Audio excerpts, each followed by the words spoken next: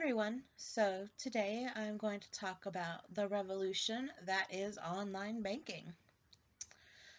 So, before online banking and debit cards, when you would open an account, they would give you this nifty little booklet and instruct you how to use it. And basically, what you would do is you would write your name, the amount you were spending, and who was it intended to on the check. And then you would go into the booklet and write in your ledger how much you spent and what you spent it on. And this nifty little booklet was called a checkbook. Um, you would have to balance your checkbook each time you made a transaction and make sure that you kept everything down to a very close amount. Some would say down to the penny. Um, this would sometimes get a little bit aggravating. It really took practice. It really took some patience to keep up with this. Sometimes places would hold the check for a certain amount of time and it would get really fuddled with the banks and it caused overdraft fees and caused tons of different kinds of problems. Well, sometime later, I'm guessing about probably 10 to 15 years ago, they came out with debit cards. Debit cards, as we all know, is you just swipe it like a credit card and it drafts right out of your account.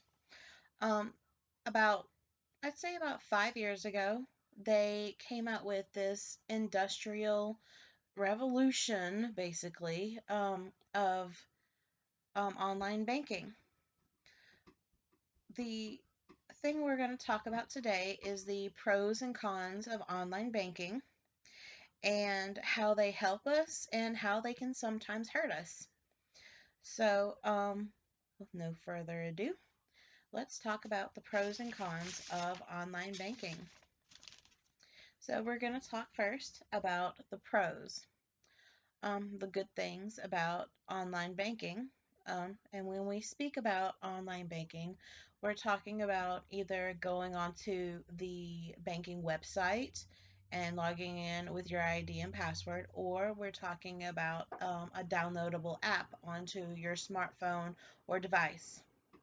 So, with online banking, the pros would start out with there is, of course, no checkbooks.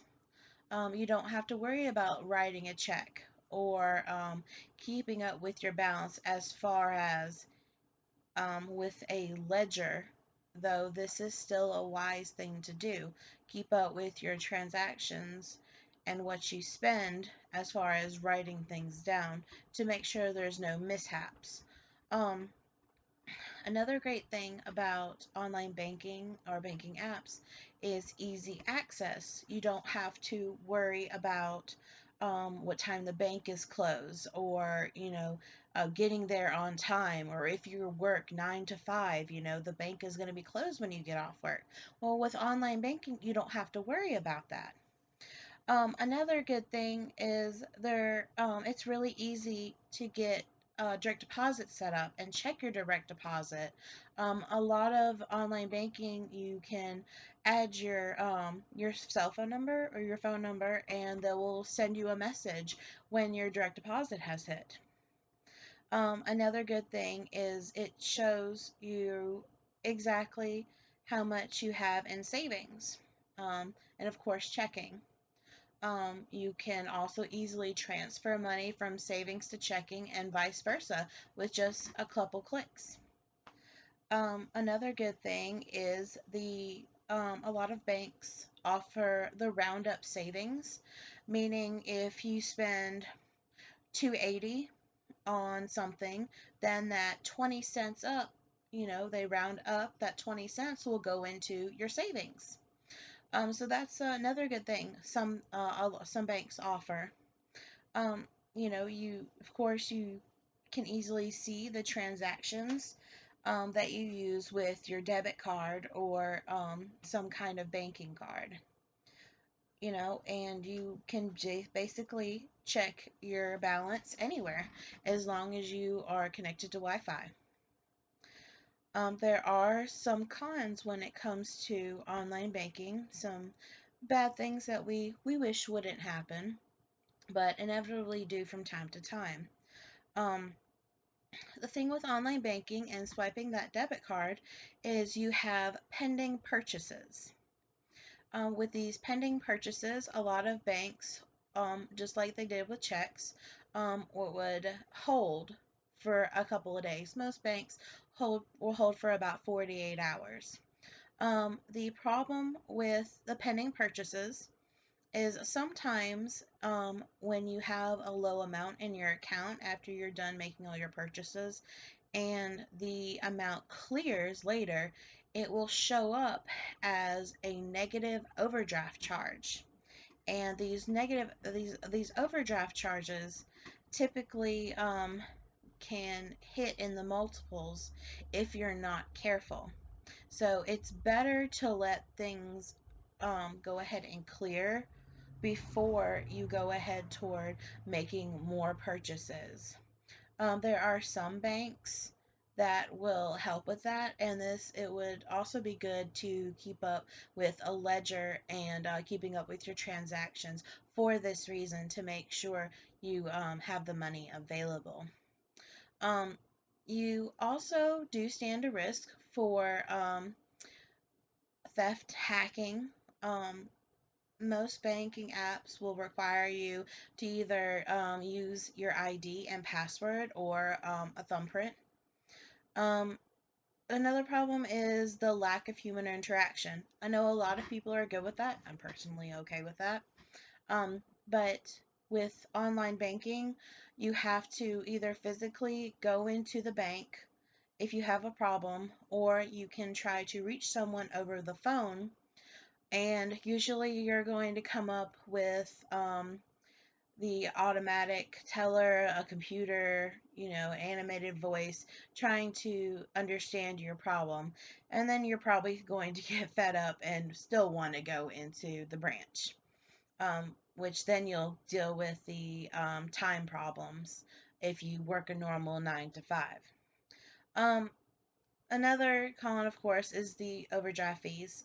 Um, this can happen with any bank, though, with whether if you're using online banking or not. So we have some cons and we have some pros. Ultimately, I think the pros really outweigh the cons. Um, Here's some good things that online banking helps with and improves upon in our lives that the previous baking experience did not. Um, in recent generations, people that are around my age, we tend to want to have things that are simple and easy, quick. We don't have a lot of patience in my generation, meaning from about 20 to 25, 30. We really like things to be fast and lack hassle. So the being able to just go onto our phone and just see right there, just a click of a button, see what we have, what we spent, what we have left, see how much money we have in savings, and be able to just transfer back and forth however much we want. In the past, we were not able to do that, of course. We were not able to just easily transfer from savings to checking and vice versa. But now we can. Another thing with online banking is it helps us keep up with our loans and credit card payments. There are apps that help you um, keep up with how much you still owe on your loans. And of course, then we still have the rollover where, you round up and whatever's left, like, the 280, that 20 cents left from $3 goes into your savings. So the online banking is actually can actually help you ultimately save money, as well as being able to see what all transactions you've done right there on the screen and see where you're spending all your money. So if you see that you spent such and such and such and such and such and such on food or extra activities or movies or whatever, you're gonna say, I'm spending a lot of money on this. I really need to stop that and slow it on down so it would really help you save money. Well, this is a good thing for the banks because when you're saving money, you're more apt to stay with them, and so they're actually earning money, they're keeping customers, they're happy. Um, they're also with the online access and banking apps, the banks are getting more younger generations, which means their younger generation, meaning they have to keep that customer for a longer amount of time versus older generations, they don't use online banking as much because they weren't raised with that technology. They're not as apt to use the online banking and banking apps and iPhones and smartphones and technology like that, like we are. Um, so online banks in general are really making more money and getting better customers, or not better customers, but um, they're getting good customers from having the online banking. Some problems with online banking and how it hurts us is we tend to get comfortable and forget to keep up with our transactions and what we spend. So this means that we're going to accidentally go into overdraft. When we go into overdraft, we're going to get those overdraft fees. When we get those overdraft fees, we're going to get aggravated, and we might tend to take it out on the banks. So when we when we call the banks, it then causes problems with the bank, and we have to go back and forth about overdraft fees, and then some customers may end up leaving, which means the bank then loses money. So it is not only bad for the people, it is bad for the banks. If you can just learn to keep up with the ledger, balance, a budget, and know what you have and what you can spend, then you won't really have to deal with these overdraft fees in the except when you have the accidental pending problems. Things are pending for that 48 hours, and you end up spending money, and the bank shows that you only have this amount, but then it hits, and it for some reason there's this little teeter totter of whether the money's in there or not. And sometimes it'll show that it's overdraft when really that money is actually still in there, because it was there when you swiped your card. But now it's not. But that's a banking issue, which you will have to deal with this sometimes depending on the bank. But other than that, um, the pros greatly outweigh the cons, and online banking is a good way to help save money and budget and keep up with things if you do it right. So, this is a way that online banking is so much better than the previous traditional banking.